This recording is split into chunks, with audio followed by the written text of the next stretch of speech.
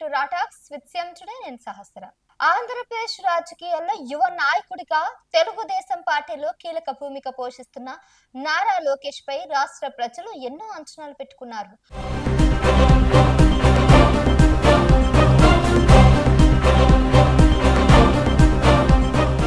ముఖ్యంగా భవిష్యత్తులో ఆయన ఏ మంత్రిత్వ శాఖను చేపట్టినా దానిపై తనదైన ముద్ర వేయడానికి ప్రయత్నిస్తున్నారనేది నిర్వాభిదాంశం. ఒకవేళ ఆయనకు విద్యాశాఖ బాధ్యతలు అప్పగించబడితే ఆంధ్రప్రదేశ్ విద్యా వ్యవస్థలో విప్లవాత్మక మార్పులు తీసుకురావడానికి ఆయన ఎలాంటి ప్రణాళికలు రూపొందించవచ్చు అనేది ఆసక్తికరమైన చర్చ. గతంలో ఐటీ పంచాయతీరాజ్ శాఖలను సమర్థవంతంగా నిర్వహించిన అనుభవం, యువతలో ఆయనకున్న పట్టు విద్యా రంగంలోనూ కీలక సంస్కరణలకు దోహదపడతాయి.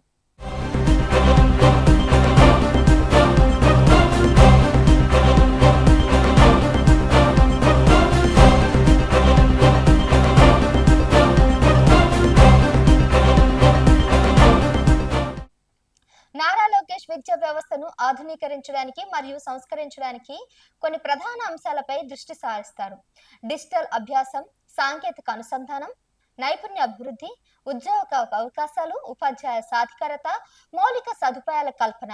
ఈ విధంగా డిజిటల్ అభ్యాసం ఇంకా సాంకేతిక అనుసంధానం నారా లోకేష్ ఐటీ శాఖ మంత్రిగా పనిచేసిన అనుభవం దృష్ట్యా విద్యా రంగంలో సాంకేతికతను విస్తృతంగా అనుసంధించడానికి ప్రథమ ప్రాధాన్యత అవ్వచ్చు. ముఖ్యంగా డిజిటల్ అభ్యాసం కానీ, ఆన్లైన్ విద్య కానీ, ఆధునిక బోధన పద్ధతులన్నీ కూడా పాఠశాలలో, కళాశాలలో ప్రవేశపెట్టడం ద్వారా విద్యను మరింత అందుబాటులోకి తీసుకురావడం ఆయన ప్రధాన లక్ష్యం. అయితే ప్రస్తుతం ఆంధ్రప్రదేశ్ లో ఆయన విద్యాశాఖ మంత్రిగా పనిచేయట్లేదు. కానీ విద్య మీద పట్టు మీద, లేదంటే ఆ విద్య మీద ఉన్నటువంటి అతనికి మక్కువ వలన గానీ ఈ మధ్యన వాటి మీద కేంద్రీకరిస్తున్నారు. అయితే రీసెంట్ గా టీడీపీ కూటమి వచ్చిన తర్వాత ప్రతి ఒక్క విద్యార్థికి 15,000 రూపాయలు ఖచ్చితంగా వేస్తామని చెప్పినట్టుగానే చెప్పడం జరిగింది. అయితే ప్రతి దాంట్లో కూడా నారా లోకేష్ దగ్గరుండి అక్కడికి వెళ్ళి వాళ్ళతో మాట్లాడడం గానీ, వాళ్ళతో సంభాషించి వాళ్ళ యొక్క ప్రాబ్లమ్స్ ని, వాళ్ళ యొక్క సమస్యలన్నిటిని కూడా చెప్పే ప్రయత్నం చేస్తున్నారు.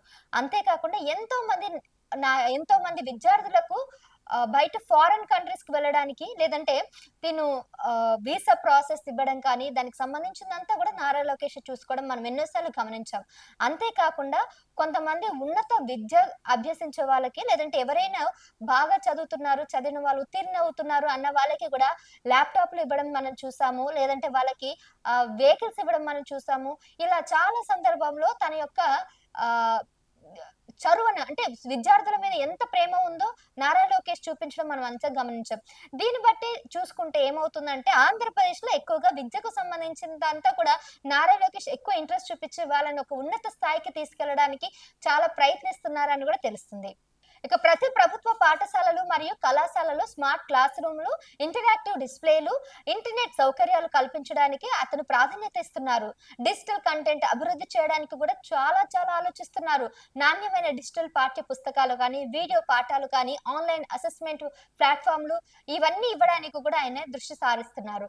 విద్యార్థులు తమకు అనుకూలమైన సమయంలో అదే స్థలంలో నేర్చుకునేందుకు ఇదొక బెస్ట్ ప్లేస్ ప్లాట్ఫామ్ అని కూడా వాళ్ళు ఆలోచిస్తున్నారు. ఇంకా ఆర్టిఫిషియల్ ఇంటెలిజెన్స్ మీద ఫోకస్ చేస్తున్నారు. మిషన్ లెర్నింగ్ మీద కూడా అవేర్నెస్ కలిగిస్తున్నారు స్టూడెంట్స్ కి. విద్యార్థుల వ్యక్తిగత అవసరాలకు అనుగుణంగా అభ్యాస మార్గాలను రూపొందించడానికి ఏఐ ఆధారిత సాధనాలను ప్రవేశపెట్టే అవకాశం ఉన్నట్లుగా ఆయన ఆలోచించి వాటిని తీసుకురావడానికి ప్రయత్నిస్తున్నారు.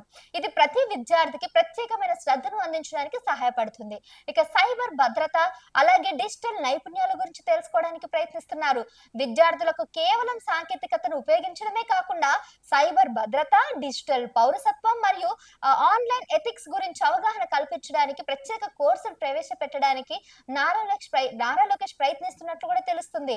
ఇంకా అంతేకాకుండా నారా లోకేష్ యువతకు ఉద్యోగ అవకాశాలు కల్పించడానికి ఎల్లప్పుడూ ఒక ఫోకస్ గా దాని మీద పనిచేస్తున్నట్లు కూడా మనకు తెలుస్తుంది. ఈ నేపథ్యంలోనే విద్యా వ్యవస్థను కేవలం అకాడమిక్ డిగ్రీలకే పరిమితం కాకుండా నైపుణ్య అభివృద్ధికి ప్రాధాన్యత ఇవ్వడం ద్వారా విద్యార్థులను భవిష్యత్తు కార్మిక మార్కెట్ కు సిద్ధం చేయవచ్చని కూడా అంటున్నారు. పారిశ్రామిక రంగానికి అవసరమైన నైపుణ్యాలను గుర్తించి వాటికి అనుగుణంగా పాఠ్యాంశాలను పునరూపకల్పన చేయవచ్చని కూడా భావిస్తున్నారు. ప్రముఖ కంపెనీలతో పార్ట్నర్షిప్ కుదుర్చుకొని ఇంటర్న్షిప్లు, వృత్తి శిక్షణ, స్కిల్ డెవలప్మెంట్ కార్యక్రమాలను కూడా ప్లాన్ చేస్తున్నట్టు తెలుస్తుంది. ఇంకా సాంప్రదాయ కోర్సులతో పాటు ఆధునిక రంగాలైన డేటా సైన్స్ కానీ, బ్లాక్ చైన్ కానీ, కోడింగ్, రోబోటిక్స్, డిజిటల్ మార్కెటింగ్ వంటి వృత్తి విద్యా కోర్సులను పాఠశాలలో, కళాశాలలో తీసుకురావడానికి ప్రయత్నిస్తున్నారు. ఎంటర్‌ప్రెన్యూర్‌షిప్ ను కూడా ఎంకరేజ్ చేస్తున్నారు. యువతలో ఆవిష్కరణ, ఔత్సాహిక పారిశ్రామిక స్ఫూర్తిని పెంపొందించడానికి ప్రత్యేకమైనటువంటి కేంద్రాలు గాని, ఇంక్యుబేటర్లు గాని, మెంటర్‌షిప్స్ గాని ఈ కార్యక్రమాలన్నీ కూడా ఏర్పాటు చేస్తున్నారు. విదేశీ విశ్వవిద్యాలయాలతో పార్ట్నర్‌షిప్ కుదుర్చుకుంటున్నారు. ఉన్నత విద్యలో నాణ్యతను పెంచడానికి విదేశీ విశ్వవిద్యాలయాలతో పార్ట్నర్‌షిప్ గనుక కుదుర్చుకున్నట్లయితే విద్యార్థులకు అంతర్జాతీయ స్థాయిలో న్యాయమైన విద్యను అందించే అవకాశం ఉందని ఆయన భావిస్తున్నట్లు తెలుస్తుంది. అందుకే ఆ దిశగా అతను ప్రయత్నాలు చేస్తున్నారు. విద్యా వ్యవస్థలో ఉపాధ్యాయులే కీలక పాత్ర పోషిస్తారు కాబట్టి వారి నైపుణ్యాలు మరియు స్ఫూర్తి విద్యా నాణ్యతను ఎలా నిర్ణయిస్తాయని దృష్టిలో పెట్టుకొని అలాంటి స్కిల్ ఉన్న టీచర్స్ ని తీసుకురావడానికి కూడా అన్ని రకాల సదుపాయాలను ఏర్పాటు చేస్తున్నారు. నిరంతర శిక్షణకు ప్రాధాన్యత ఇచ్చే విధంగా ప్రయత్నిస్తున్నారు.